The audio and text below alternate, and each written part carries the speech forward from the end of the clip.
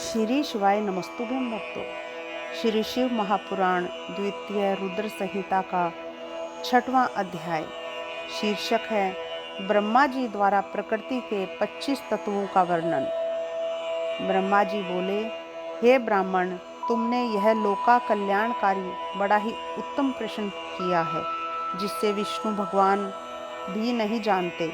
महाप्रलय के समय में जब स्थावर जंगम के नष्ट होने पर जगत सूर्य ग्रह ताराओं से रहित होकर जब अंधकार में हो गया था और चंद्र दिन रात अग्नि वायु पृथ्वी जल कुछ भी नहीं था, प्रधान आकाश और तेज भी शून्य हो गया था, तब सुई से वेदन करने योग्य निरंतर घोर अंधकार में वह एक सद ब्रह्म ही था, जिसको सत्य कहते हैं।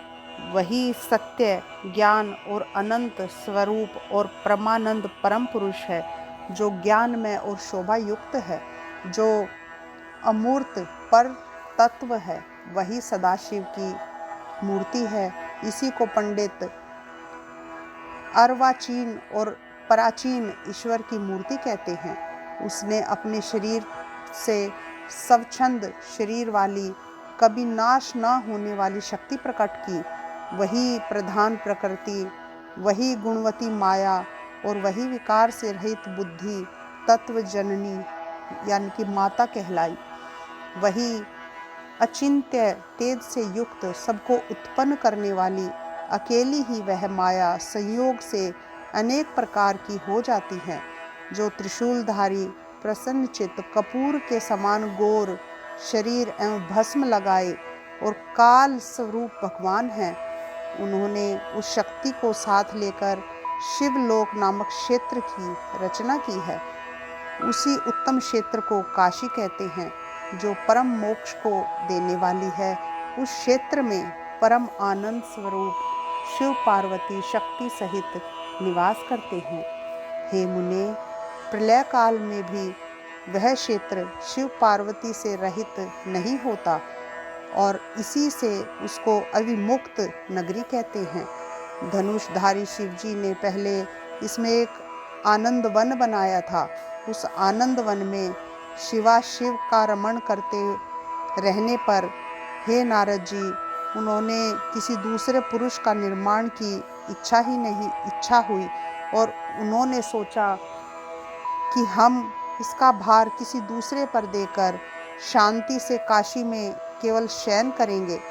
इस प्रकार निश्चय करके पर उनके दक्षिण के 10वें भाग से एक सुंदर पुरुष प्रकट होकर परमेश्वर शंभु को प्रणाम कर कहा, हे स्वामिन, मेरा नाम कहकर मेरे कर्मों को भी कहिए। यह सुनकर प्रभु शिवजी हंसकर बोले कि सर्वत्र व्यापक होने से जगत में तुम्हारा नाम विष्णु नाम से प्रसिद्ध होगा। विष्णु जी ने 12,000 दिव्य वर्ष तक तप किया, किंतु जब से अब तक उन्होंने अपने मनोरथ कल्याणकारी शंभु का कभी दर्शन नहीं पाया। जब उन्होंने इसकी चिंता हुई कि वे कौन हैं, तो शिवजी ने यह शुभ वाणी उत्पन्न की और कि तुम अपने संशय को दूर करने के लिए फिर तप करो। विष्णु जी ने फिर बहुत दिनों तक घोर तप किया। तब शिवजी की माया से विष्णु जी के शरीर से अनेक प्रकार की जल धाराएं निकली और वह सब जल शून्य में व्याप्त होकर फिर ब्रह्म रूप हो गया, जिसके स्पर्श से पापों के नाश होते हैं। विष्णु जी थक कर स्वयं ही उस जल पर सो गए।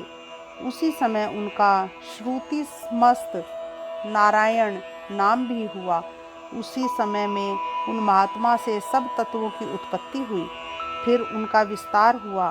पहले प्रकृति से महान और महान से 3 गुण उत्पन्न हुए, फिर उनसे अहंकार उत्पन्न हुआ, उससे शब्द स्पर्श रूप रस और गंध, पृथ्वी पंचभूत, पृथ्वी जल तेज वायु और आकाश प्रकट हुए और उससे नेत्र कान नाक जिह्वा तेज और त्वचा आदि ज्ञानेंद्रियां तथा वाणी, हाथ, पैर, गुदा और उपस्थ ये कामेंद्रियां उत्पन्न हुई। इस प्रकार पुरुष के बिना यह सब प्रकृति का जड़ रूप कार्य हुआ। जो सब तत्व शिवजी की इच्छा से 24 प्रकार के हैं, ये सब एकत्र होकर ब्रह्म रूप जल में सो रहे हैं। इस प्रकार श्री शिव महापुराण द्वितीय रुद्र संहिता का 6वां अध्याय समाप्त होता है। श्री शिवाय नमस्तुभ्यम।